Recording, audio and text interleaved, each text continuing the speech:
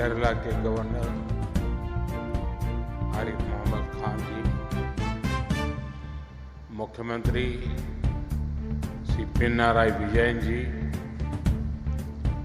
केंद्रीय मंत्रिमंडल के मेरे सहयोगीगण, अन्य महानुभाव, देवी और सज्जनों,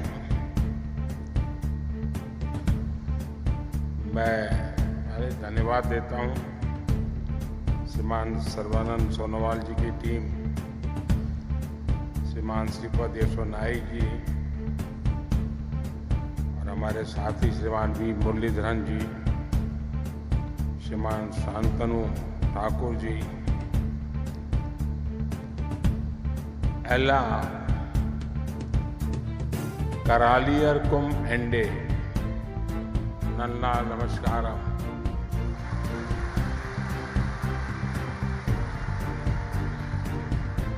आज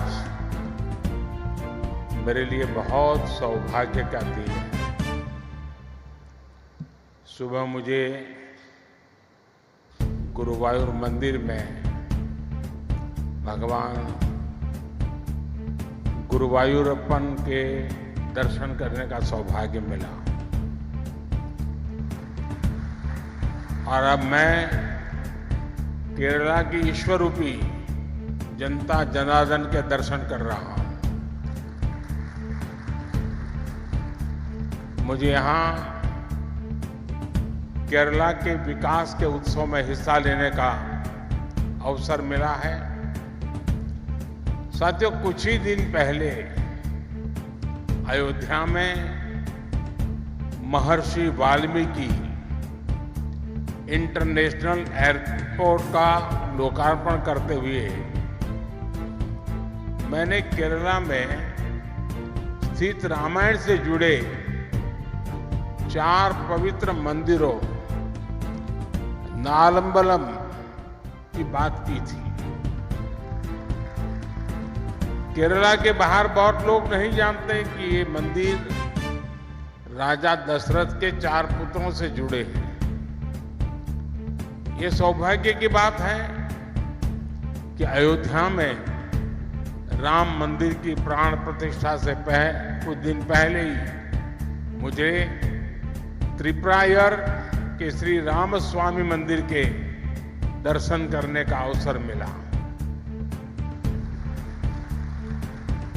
महाकवि एळुत्तचन रचित मलयालम रामायण के कुछ छंद सुनना अपने आप में अद्भुत है। केरला के कई महत्वपूर्ण कलाकारों ने भी अपनी भव्य प्रस्तुतियां से मन मोह लिया। केरला वासियों ने वहां कला, संस्कृति और अध्यात्म का ऐसा वातावरण बना दिया जैसे पूरा केरला ही अवधपुरी है।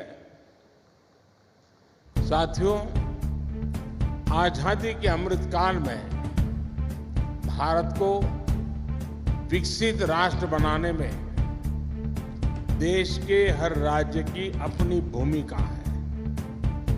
भारत जब समृद्ध था, जब ग्लोबल जीडीपी में हमारी भागीदारी बहुत बड़ी थी, तब हमारी ताकत हमारे पोर्ट से, हमारे पोर्ट सिटीज थे।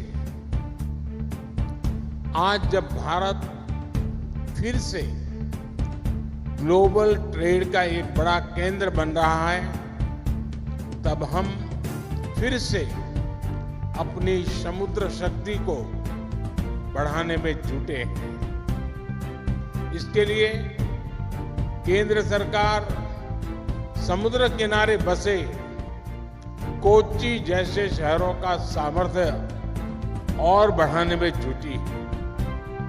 हम यहाँ के पोर्ट्स की कैपेसिटी को बढ़ाने पर काम कर रहे हैं, पोर्ट इंफ्रास्ट्रक्चर पर निवेश कर रहे हैं। सागरमाला परियोजना के तहत पोर्ट्स की कनेक्टिविटी बढ़ाई जा रही है।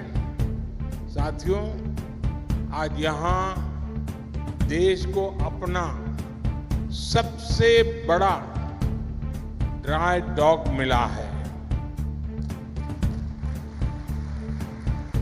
इसके अलावा आज शिप बिल्डिंग, शिप रिपेयरिंग और एलपीजी इंपोर्ट टर्मिनल इंफ्रास्ट्रक्चर का भी लोकार्पण हुआ है। ये सुविधाएं केरला और भारत के इस दक्षिणी क्षेत्र के विकास को गति देंगी। Made in India aircraft carrier INS Vikrant के निर्माण का ऐतिहासिक गौरव कोच्चि शिपयार्ड के पास है। इन नई सुविधाओं से शिपयार्ड की कैपेसिटी कई गुना बढ़ जाएगी। मैं केरला के निवासियों को इन सुविधाओं के लिए बधाई देता हूं। साथियों, पोर्ट, शिपिंग और इनलैंड वाटरवेज के सेक्टर में ईज ऑफ डूइंग बिजनेस बढ़ाने के लिए पिछले 10 वर्षों में केंद्र सरकार द्वारा अनेक रिफॉर्म्स किए गए हैं। इससे पोर्ट्स में अधिक इन्वेस्टमेंट आया है और ज्यादा एम्प्लॉयमेंट जनरेट हुआ है। इंडियन सीफेयरर्स, उससे जुड़े जो नियम थे, उसमें किए गए रिफॉर्म्स की वजह से पिछले 10 साल में इंडियन सीफेयरर्स की संख्या में 140% की वृद्धि हुई है। देश के भीतर वाटरवे के उपयोग से अब पैसेंजर और कार्गो ट्रांसपोर्ट में नई तेजी आई है। साथियों, जब सबका प्रयास होता है तो परिणाम और बेहतर मिलते हैं। बीते 10 वर्षों में हमारे पोर्ट्स ने डबल डिजिट एनुअल ग्रोथ हासिल की है। 10 वर्ष पहले तक हमारे पोर्ट्स पर शिप्स को लंबा इंतजार करना पड़ता था। उनको अनलोड करने में बहुत टाइम लगता था। अब स्थितियां पूरी तरह बदल चुकी है। आज Bharat ship turn around time में दुनिया के कई विकसित देशों से भी आगे निकल चुका है। साथियों, आज दुनिया भी ग्लोबल ट्रेड में भारत की भूमिका समझ रही है। G20 समिट के दौरान भारत ने middle east, Europe economic corridor के लिए प्रस्ताव पर सहमति बनी। वो इसी भावना का प्रमाण है। ये कॉरिडोर विकसित भारत के निर्माण को बहुत बल देगा। इससे हमारी कोस्टल इकोनॉमी को बड़ी ताकत मिलेगी। हाल ही में मैरीटाइम अमृत काल विजन भी लॉन्च किया गया है। विकसित भारत के लिए हम अपनी समुद्री ताकत को कैसे सशक्त करेंगे, इसमें इस लक्ष्य का रोड मैप है। भारत को दुनिया की एक बड़ी मैरीटाइम पावर बनाने के लिए हम मेगा पोर्ट्स, शिप बिल्डिंग और शिप रिपेयर क्लस्टर जैसे इंफ्रास्ट्रक्चर बनाने पर जोर दे रहे हैं। साथियों, केरला में आज जिन 3 प्रोजेक्ट्स का लोकार्पण हुआ है, उनसे मैरीटाइम सेक्टर में इस क्षेत्र की हिस्सेदारी और बढ़ेगी। नया ड्राई डॉक भारत का नेशनल प्राइड है। इसके बनने से यहां बड़े जहाज, बड़े वेसल तो आ ही सकते हैं, साथ ही यहां शिप बिल्डिंग और शिप रिपेयर का काम भी संभव होगा। इससे भारत की विदेशों पर निर्भरता कम होगी और जो पैसा हम विदेश भेजते थे वो देश में ही लगेगा। इसके साथ यहां ship building, ship repair sector में नई स्किल्स पैदा होगी। साथियों, आज इंटरनेशनल शिप रिपेयर फैसिलिटी का भी लोकार्पण हुआ है। इस प्रोजेक्ट से कोच्चि भारत का और भारत एशिया का एक बड़ा शिप रिपेयर सेंटर बनने वाला है। हमने देखा है कि आईएनएस विक्रांत के निर्माण के दौरान किस प्रकार अनेक एमएसएमईज को सपोर्ट मिला था। अब जब शिप बिल्डिंग और रिपेयर की इतनी बड़ी फैसिलिटी यहां बनी है तो इससे एमएसएमईज का एक नया इकोसिस्टम बनेगा।